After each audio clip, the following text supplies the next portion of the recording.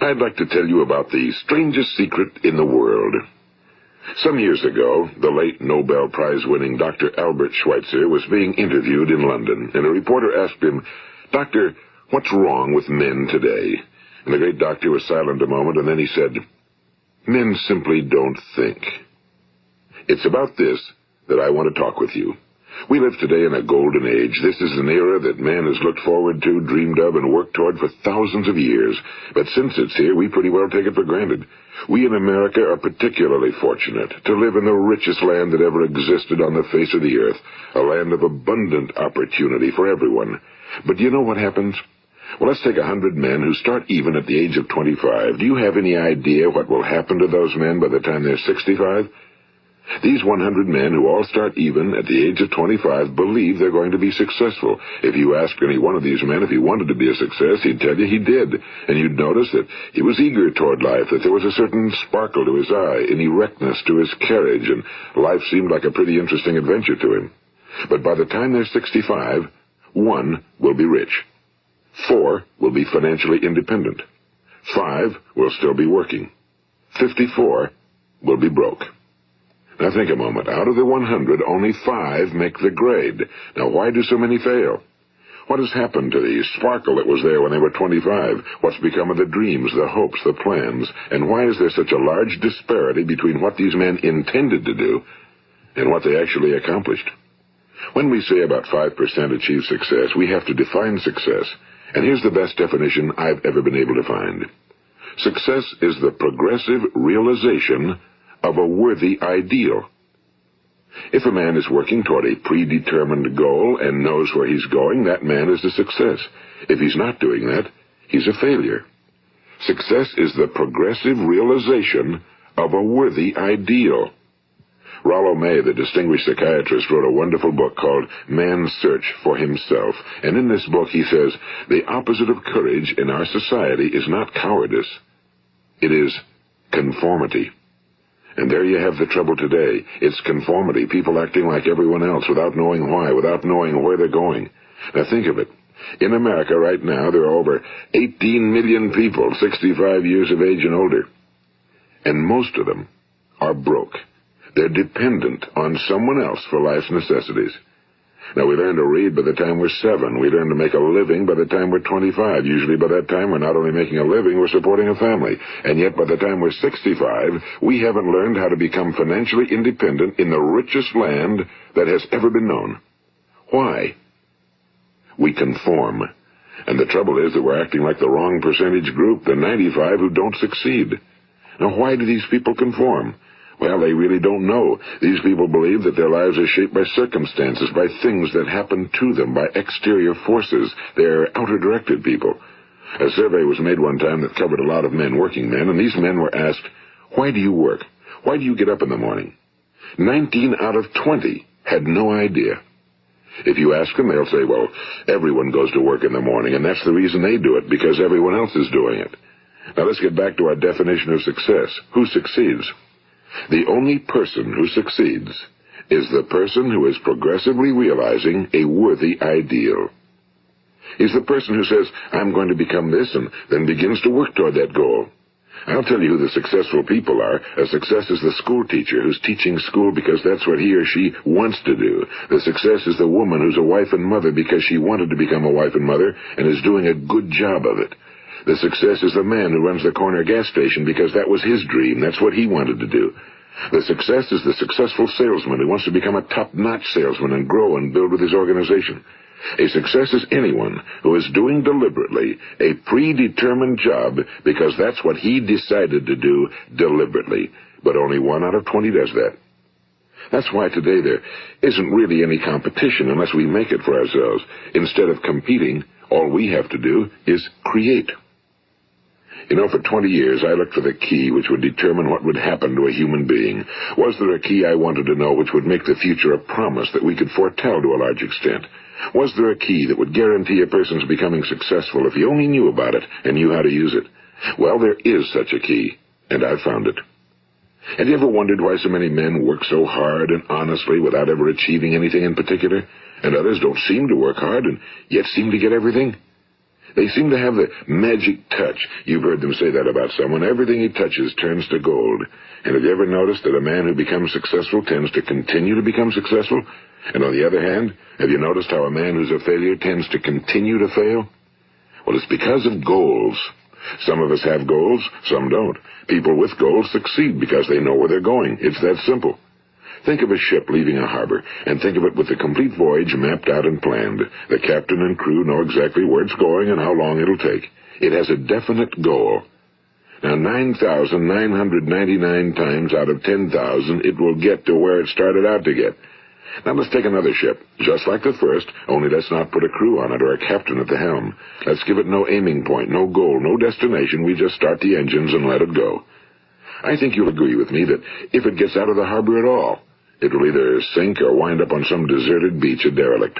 It can't go anyplace because it has no destination and no guidance, and it's the same with a human being. Take the salesman, for example. There's no other person in the world today with the future of a good salesman. Selling is the world's highest paid profession, if we're good at it and if we know where we're going. Every company needs top-notch salesmen, and they reward those men. The sky's the limit for them. But how many can you find? Someone once said the human race is fixed, not to prevent the strong from winning, but to prevent the weak from losing. The American economy today can be likened to a convoy in time of war. The entire economy is slowed down to protect its weakest link, just as the convoy had to go at the speed that would permit its slowest vessel to remain in formation. That's why it's so easy to make a living today. It takes no particular brains or talent to make a living and support a family today. So we have a plateau of so-called security, if that's what a person's looking for. But we do have to decide how high above this plateau we want to aim. Now let's get back to the strangest secret in the world, the story that I wanted to tell you today. Why do men with goals succeed in life and men without them fail? Well, let me tell you something which, if you really understand it, will alter your life immediately. If you understand completely what I'm going to tell you from this moment on, your life will never be the same again. You will suddenly find that good luck just seems to be attracted to you. The things you want just seem to fall in line, and from now on you won't have the problems, the worries, the gnawing lump of anxiety that perhaps you've experienced before. Doubt, fear, well, they'll be things of the past. Here's the key to success and the key to failure. We become what we think about. Now let me say that again. We become what we think about. Throughout all history, the great wise men and teachers, philosophers and prophets have disagreed with one another on many different things. It's only on this one point that they are in complete and unanimous agreement. Listen to what Marcus Aurelius, the great Roman emperor, said. A man's life is what his thoughts make of it. Disraeli said this, everything comes if a man will only wait. I've brought myself by long meditation to the conviction that a human being with a settled purpose must accomplish it, and that nothing can resist a will that will stake even existence for its fulfillment. Ralph Waldo Emerson said this, a man is what he thinks about all day long. William James said, the greatest discovery of my generation is that human beings can alter their lives by altering their attitudes of mind. And he also said, we need only in cold blood act as if the thing in question were real, and it will become infallibly real by growing into such a connection with our life that it will become real. It will become so knit with habit and emotion that our interest in it will be those which characterize belief. And he also said, if you only care enough for a result, you will almost certainly attain it. If you wish to be rich, you will be rich. If you wish to be learned, you will be learned. If you wish to be good, you will be good. Only you must then really wish these things and wish them exclusively, and not wish at the same time 100 other incompatible things just as strongly. In the Bible, you read in Mark 9:23, if thou canst believe, all things are possible to him that believeth. My old friend Dr. Norman Vincent Peale put it this way, this is one of the greatest laws in the universe. Fervently do I wish I had discovered it as a very young man. It dawned upon me much later in life, and I found it to be one of the greatest, if not my greatest discovery outside of my relationship to God. The great law, briefly and simply stated, is that if you think in negative terms, you will get negative results. If you think in positive terms, you will achieve positive results. That is the simple fact, he went on to say, which is at the basis of an astonishing law of prosperity and success. In 3 words, believe and succeed. William Shakespeare put it this way: our doubts are traitors and make us lose the good we oft might win by fearing to attempt. George Bernard Shaw said, people are always blaming their circumstances for what they are. I don't believe in circumstances. The people who get on in this world are the people who get up and look for the circumstances they want, and if they can't find them, make them. Well, it's pretty apparent, isn't it? And every person who discovered this for a while believed that he was the first one to work it out. We become what we think about. Now, it stands to reason that a person who's thinking about a concrete and worthwhile goal is going to reach it, because that's what he's thinking about, and we become what we think about. Conversely, the man who has no goal, who doesn't know where he's going, and whose thoughts must therefore be thoughts of confusion and anxiety and fear and worry, becomes what he thinks about. His life becomes one of frustration and fear and anxiety and worry. And if he thinks about nothing, he becomes nothing. Now, how does it work? Why do we become what we think about? Well, I'll tell you how it works as far as we know. Now, to do this, I want to tell you about a situation that parallels the human mind. Suppose a farmer has some land, and it's good fertile land. Now, the land gives the farmer a choice. He may plant in that land whatever he chooses. The land doesn't care. It's up to the farmer to make the decision. Now, remember, we're comparing the human mind with the land because the mind, like the land, doesn't care what you plant in it. It will return what you plant, but it doesn't care what you plant. Now, let's say that the farmer has 2 seeds in his hand. One is a seed of corn. The other is nightshade, a deadly poison. He digs 2 little holes in the earth, and he plants both seeds, one corn, the other nightshade. He covers up the holes, waters, and takes care of the land, and what will happen? Invariably, the land will return what's planted. As it's written in the Bible, as ye sow, so shall ye reap. Now remember, the land doesn't care. It'll return poison in just as wonderful abundance as it will corn. So up come the 2 plants, one corn, one poison.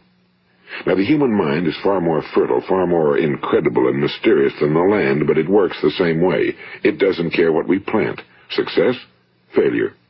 A concrete, worthwhile goal, or confusion. Misunderstanding, fear, anxiety, and so on. But what we plant, it must return to us. You see, the human mind is the last great unexplored continent on Earth.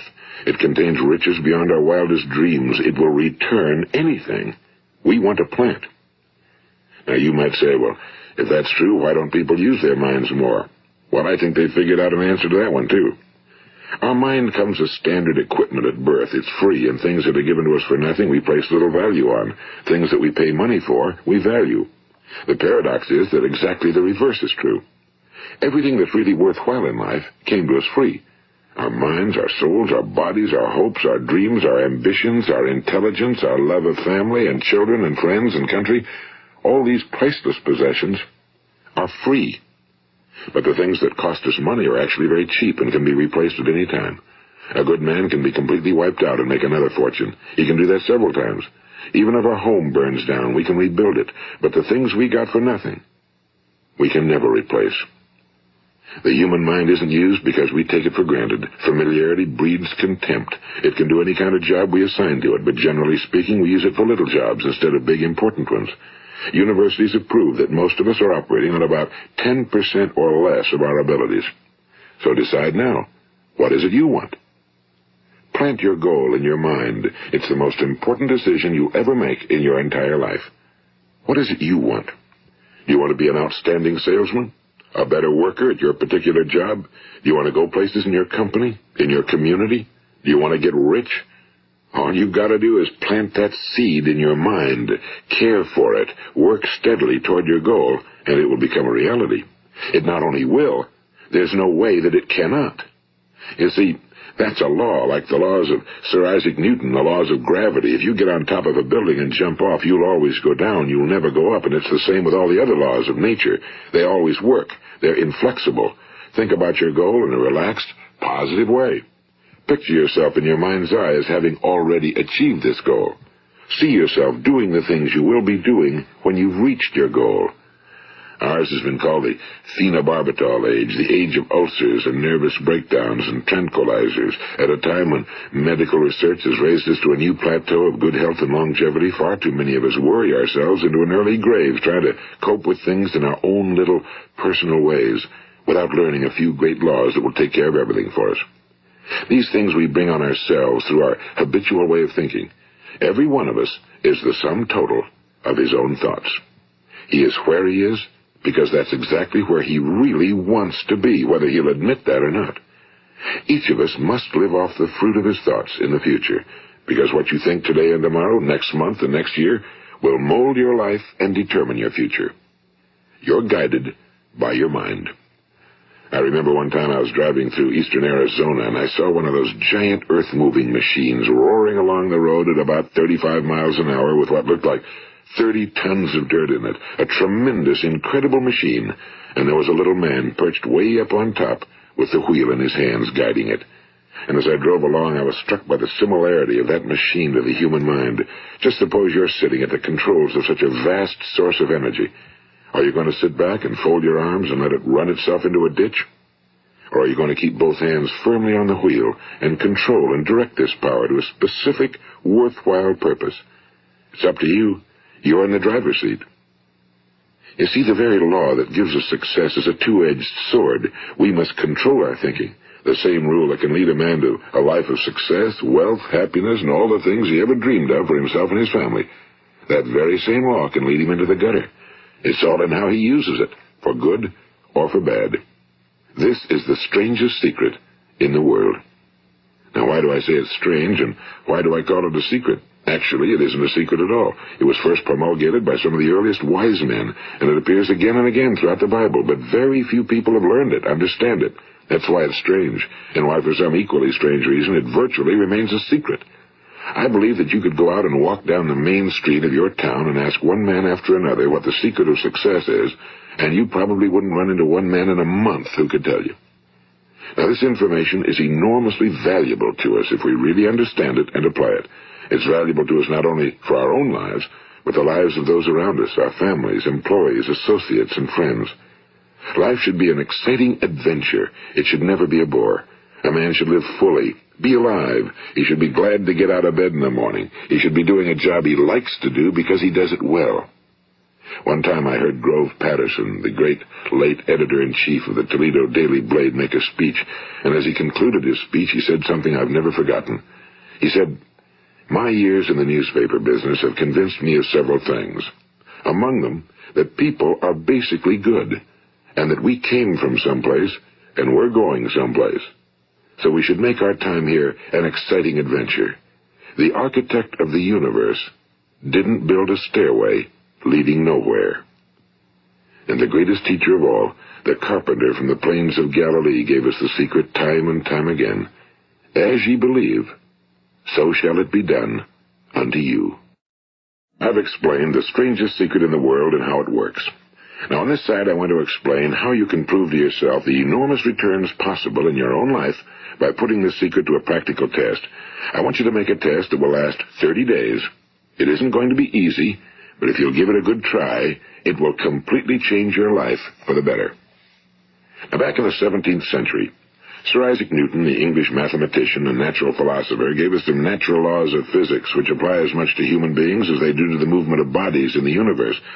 And one of these laws is that for every action, there is an equal and opposite reaction. Simply stated, as it applies to you and me, it means we can achieve nothing without paying the price.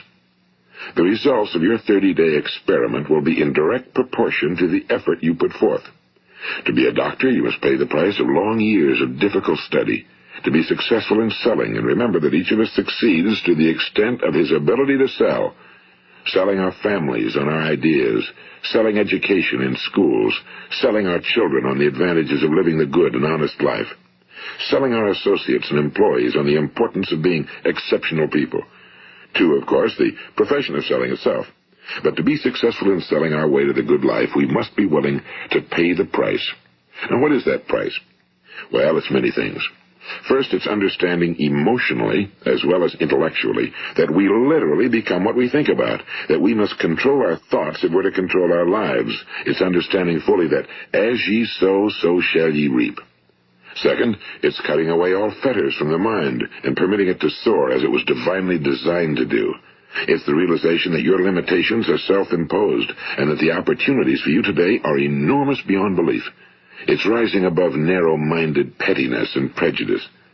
And third, it's using all your courage to force yourself to think positively on your own problem, to set a definite and clearly defined goal for yourself, to let your marvelous mind think about your goal from all possible angles, to let your imagination speculate freely upon many different possible solutions, to refuse to believe that there are any circumstances sufficiently strong to defeat you in the accomplishment of your purpose, to act promptly and decisively when your course is clear, and to keep constantly aware of the fact that you are, at this moment, standing in the middle of your own acres of diamonds, as Russell Conwell used to point out. And fourth, save at least 10% of every dollar you earn. It's also remembering that no matter what your present job, it has enormous possibilities, if you're willing to pay the price. Now let's just go over the important points in the price each of us must pay to achieve the wonderful life that can be ours. It is, of course, worth any price. 1. You will become what you think about. 2. Remember the word imagination and let your mind begin to soar. 3. Courage. Concentrate on your goal every day. 4. Save 10% of what you earn. And 5. Action. Ideas are worthless unless we act on them. Now, I'll try to outline the 30-day test I want you to make. Keep in mind that you have nothing to lose by making this test and everything you could possibly want to gain. There are two things that may be said of everyone. Each of us wants something, and each of us is afraid of something. I want you to write on a card what it is you want more than anything else. It may be more money. Perhaps you'd like to double your income or make a specific amount of money. It may be a beautiful home. It may be success at your job. It may be a particular position in life. It could be a more harmonious family. Each of us wants something. Now write down on your card specifically what it is you want. Make sure it's a single goal and clearly defined. You needn't show it to anyone, but carry it with you so that you can look at it several times a day. Think about it in a cheerful, relaxed, positive way each morning when you get up, and immediately you have something to work for, something to get out of bed for, something to live for. Look at it every chance you get during the day and just before going to bed at night. And as you look at it, remember that you must become what you think about, and since you're thinking about your goal, you realize that soon it will be yours. In fact, it's yours really the moment you write it down and begin to think about it. Look at the abundance all around you as you go about your daily business. You have as much right to this abundance as any other living creature. It's yours for the asking. Now we come to the difficult part. Difficult because it means the formation of what is probably a brand new habit, and new habits are not easily formed. Once formed, however, it will follow you for the rest of your life.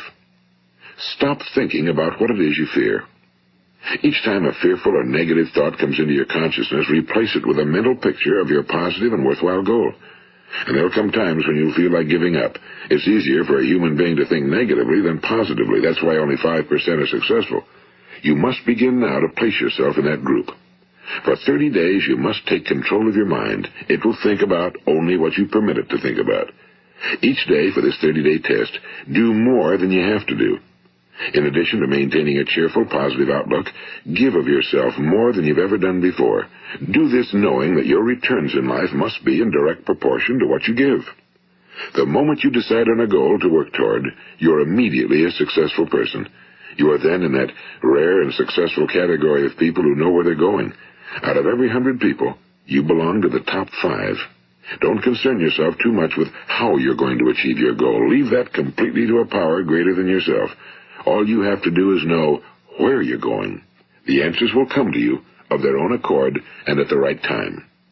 Remember these words from the Sermon on the Mount, and remember them well. Keep them constantly before you this month of your test. Ask, and it shall be given you. Seek, and ye shall find. Knock, and it shall be opened unto you. For every one that asketh receiveth, and he that seeketh findeth, and to him that knocketh it shall be opened. It's as marvelous and as simple as that. In fact, it's so simple that in our seemingly complicated world, it's difficult for an adult to understand that all he needs is a purpose and faith. For 30 days, do your very best. If you're a salesman, go at it as you've never done before, not in a hectic fashion, but with the calm, cheerful assurance that time well spent will give you the abundance in return you deserve and want. If you're a homemaker, devote your 30-day test to completely giving of yourself without thinking about receiving anything in return, and you'll be amazed at the difference it makes in your life. No matter what your job, do it as you've never done it before for 30 days. And if you've kept your goal before you every day, you'll wonder and marvel at this new life you've found. Dorothea Brand, the outstanding editor and writer, discovered it for herself and tells about it in her fine book, Wake Up and Live. Her entire philosophy is reduced to the words, act as though it were impossible to fail. She made her own test with sincerity and faith, and her entire life was changed to one of overwhelming success. Now, you make your test for 30 full days. Don't start your test until you've made up your mind to stick with it. You see, by being persistent, you're demonstrating faith. Persistence is simply another word for faith. If you didn't have faith, you'd never persist. If you should fail during your first 30 days, by that I mean suddenly find yourself overwhelmed by negative thoughts, you've got to start over again from that point and go 30 more days. Gradually, your new habit will form until you find yourself one of that wonderful minority to whom virtually nothing is impossible. And don't forget the card. It's vitally important as you begin this new way of living. On one side of the card, write your goal, whatever it may be. On the other side, write the words we've quoted from the Sermon on the Mount. Ask, and it shall be given you. Seek, and ye shall find. Knock, and it shall be opened unto you. Nothing great was ever accomplished without inspiration. See that during these crucial first 30 days, your own inspiration is kept at a peak. And above all, don't worry. Worry brings fear, and fear is crippling. The only thing that can cause you to worry during your test is trying to do it all yourself. Know that all you have to do is hold your goal before you. Everything else will take care of itself. Remember also to keep calm and cheerful. Don't let petty things annoy you and get you off course. Now, since making this test is difficult, some will say, why should I bother? Well, look at the alternative. No one wants to be a failure. No one really wants to be a mediocre individual. No one wants a life constantly filled with worry and fear and frustration. Therefore, remember that you must reap that which you sow. If you sow negative thoughts, your life will be filled with negative things. If you sow positive thoughts, your life will be cheerful, successful, and positive. Now, gradually, you will have a tendency to forget what you've heard on this recording. Play it often. Keep reminding yourself of what you must do to form this new habit. Gather your whole family around at regular intervals and listen to what's been said here. You know, most men will tell you that they want to make money without understanding the law. The only people who make money work in a mint. The rest of us must earn money. This is what causes those who keep looking for something for nothing or a free ride to fail in life. The only way to earn money is by providing people with services or products which are needed and useful. We exchange our time and our product or service for the other man's money. Therefore, the law is that our financial return will be in direct proportion to our service. Now, success is not the result of making money. Making money is the result of success, and success is in direct proportion to our service. Most people have this law backwards. They believe that you're successful if you earn a lot of money. The truth is that you can only earn money after you're successful. It's like the story of the man who sat in front of the stove and said to it, give me heat, and then I'll add the wood. How many men and women do you know, or do you suppose there are today, who take the same attitude toward life? There are millions. We've got to put the fuel in before we can expect heat. Likewise, we've got to be of service first before we can expect money. Don't concern yourself with the money. Be of service, build, work, dream, create. Do this, and you'll find there's no limit to the prosperity and abundance that will come to you. Prosperity, you know, is founded upon a law of mutual exchange. Any person who contributes to prosperity must prosper in turn himself. Sometimes the return will not come from those you serve, but it must come to you from someplace, because that's the law. For every action, there is an equal and opposite reaction. As you go daily through your 30-day test period, remember that your success will always be measured by the quality and quantity of service you render, and money is a yardstick for measuring this service. No man can get rich himself unless he enriches others. Now, there are no exceptions to a law. You can drive down any street in America and from your car estimate the service that's being rendered by the people living on that street. Had you ever thought of this yardstick before? It's interesting. Some, like ministers and priests and other devoted people, measure their returns in the realm of the spiritual, but again, their returns are equal to their service. Once this law is fully understood, any thinking person can tell his own fortune. If he wants more, he must be of more service to those from whom he receives his return. If he wants less, he has only to reduce his service. This is the price you must pay for what you want. If you believe you can enrich yourself by deluding others, you can end only by deluding yourself. It may take some time, but just as surely as you breathe, you'll get back what you put out. Don't ever make the mistake of thinking you can avert this. It's impossible. The prisons and the streets where the lonely walk are filled with people who tried to make new laws just for themselves. We may avoid the laws of man for a while, but there are greater laws that cannot be broken. An outstanding medical doctor recently pointed out 6 steps that will help you realize success. 1. Set yourself a definite goal. 2. Quit running yourself down. 3. Stop thinking of all the reasons why you cannot be successful and instead think of all the reasons why you can. 4. Trace your attitudes back through your childhood and try to discover where you first got the idea you couldn't be successful, if that's the way you've been thinking. 5. Change the image you have of yourself by writing out a description of the person you would like to be. And 6. Act the part of the successful person you have decided to become. The doctor who wrote those words is a noted West Coast psychiatrist, Dr. David Harold Fink. Do what the experts since the dawn of recorded history have told you you must do. Pay the price by becoming the person you want to become. It's not nearly as difficult as living unsuccessfully.